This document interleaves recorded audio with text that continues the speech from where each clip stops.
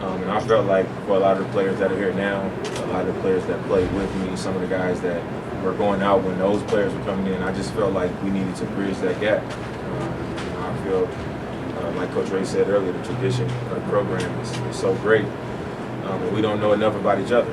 We know of each other, but there's no reason why we can't have events like this to all come together and also give the city of Ogden and the fans around here, Weaver State basketball, a chance to see some of the guys that have passed that older people may be fans of. Some of the younger guys and mix it up. I think is a great thing to be able to bring some of those guys back, and even some of the guys who just left, like Jordan Richardson, Damian Lillard, and Whoop, to bring those guys back is it's always great. And it's also great to see that a lot of those older guys are still in good health, good enough to play in the game. I felt like we all should have been here. I come back every summer and I get to know the current team, whoever that is. I get to build relationships with them and I play with them, and things like that. So I felt like it was important for us to bring back some of the other guys, just because they played such a huge part making this program what it is.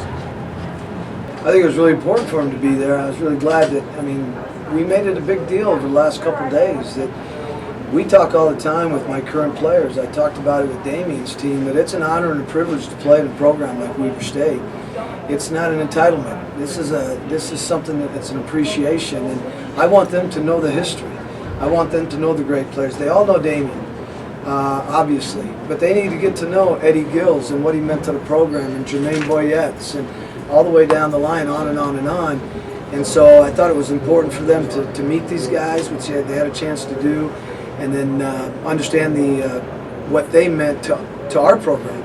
The tradition of our program before I got here has been something that we've been able to build on.